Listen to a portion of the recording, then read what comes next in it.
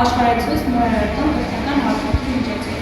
Գործ ստանալ լավիմացեք, որ խոսում է դեր, երնեք նրան, որ երկրորդով կապի անվերջ անդապ։ Հասարակական գործիչ և մեծ Մանիս Հովհաննես Թումանյանը ծնվել է 1869 թվականի Լոռու Իսահակ գյուղում։ Նախնական կրթությունը ստացել է Ջանախորհուրի Երգսեր դպրոցում, որը սակայն ցարական կառավարության հրամանով փակվել է և Հովհաննես Թումանյանը կրթություն ստանալու նպատակով տեղափոխվում է Թիֆլիս և 3 տարի սովորում Ներսիսյան դպրոցում, որից հետո շարունակում է ապրել և ստեղծագործել Թիֆլիսում։ 1899 թվականին Թումանյանը իր գրական ընկերների հետ ստեղծել է Վերնատուն գրական խմբակը, որը գտնվում է Թիֆլիսի պետության փողոցում իր տանը։ Հովհաննես Թումանյանը հայտնի եղել նաև որպես խոշոր հասարակական գործիչ 1912-ից 1921 թվականներին եղել է Հայ գրողների Կովկասյան միության հիմնադիր նախագահը։ 1915 թվականին Հովհաննես Թումանյանը իր դստեր և մի շարք այլ կառավարողների հետ Էջմիածնում զբաղվել է հայոց ցեղասպանությունից մազապուրտ եղած հազարավոր գաղթականների և որբերի խնամքով։ Հովհաննես Թումանյանը մահացել է 1923 թվականին մարտի 23-ին Մոսկվայում թաղված է Խոչընդանքի հայկական գերեզմանատանը։ Հովհաննես Թումանյանի հիշատակի հավերժացման, ինչպես նաև նրական գործընթացների լեզերին փոխանցելու նպատակով Հայաստանում նաև նրա սահմաններից դուրս անվանակոչվել են փողոցներ, քաղաքներ, պուրակներ և այլ շինություններ։ 1931 թվականին Հովհաննես Թումանյանի 70-ամյակի աղթիվ Դսեղում բացվեց գրական թանգարանը, Թումանյանի անունն է Վանաձորի պետական համալսարանը, դպրոցներ Երևանում, Դսեղում, Գյումրիում, Ալավերդիում և այլն։ 1935 թվականին Երևանում հիմնադրվեց տիկնիկային թատրոն, որը 1938 թվականից կրում է Հովհաննես Թումանյանի անունը։ 1907 թվականին մեկնարկվեց Լուսաբեր դասագրքի հրատարակումը, որին մասնակցել են Հովհաննես Թումանյանը, Վրդանես Ախիկյանը, Լևոն Շանթը։ 1911 թվականին նաև վերահրատարակվում է Այգիշու Կոնստանտին Բորիսում։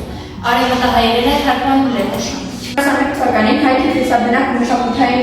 գործիչների մասնակցությամբ տեղի ունեցավ խորհրդակցական ժողով, որի նպատակն էր նոր պայմաններով միասնական մշակութային կառույցի հիմնադրումը։ Խորհրդային այս օջախը եզակել է քննարկել այսպիսի բովանդակությամբ, այսպիսով նա ընդգրկում է միանգամից իր մեջ արվեստի 4 ճյուղերը՝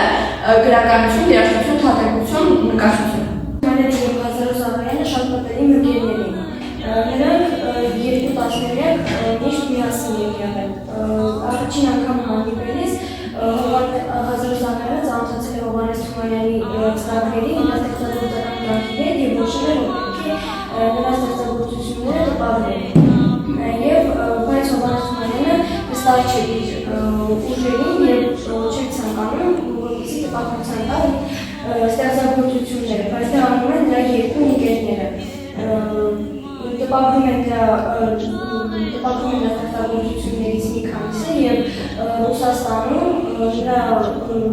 բանաստեղծություններից մի շարք տպագրվում են։ Հովհաննես Թումանյանի մասին պահպանվել են բազում հուշագրություններ, որոնք նորեջ են բացում նրա կյանքի, մարդկային տեսակի և նրա կատարած գործունեությունների մասին։ 1935 թվականին Հայաստանի պատմության և գրականության ինստիտուտը որոշում կայացրեց, որ պետք է հավաքագրի Հովհաննես Թումանյանի մասին հուշերը։ Այս գործունեության մեջ կարևոր դեր կատարեց Հովհաննես Թումանյանի դուստրը Նվարդը, ով աշխատում էր նույն ինստիտուտում։ Հավաքչական աշխատանքները շարունակվեցին մինչև 1969 թվականը։ Հովհաննես Թումանյանի ավագ դուրս կմներ։ Նա հավասարապես կիսել է ընտանիքի հոգսը իր ծնողների հետ։ Աշխեն Թումանյանը Հովհաննես Թումանյանի Սանկտ Պետերբուրգյան դատավարության ընթացքում գտնվել է Սանկտ Պետերբուրգում իր ամուսնու Գևորգ Խատիսյանի հետ։ Վերջինս Հովհաննես Թումանյանի փաստաբաններից մեկն էր։ 26-1933 թվականներին Աշխեն Թումանյանը եղել է հանրային գրադարանի տնօրենը, իսկ 1952 թվականին Թումանյանի տուն թանգարանի հիմնադիր տնօրեն։ Գրական խմբակը հիմնադրվել է Հովհաննես Թումանյանի և նրա գրական ընկերների նախաձեռնությամբ 1899 թվականին, որը գտնվում է Թումանյանի տանը Թիֆլիսի պետության համալսում հասցեում գտնվող բազմաբնակարան շենքի 5-րդ հարկում։ Թումանյանը և նրա ընտանիքը այստեղ ապրել է շուրջ 10 տարի։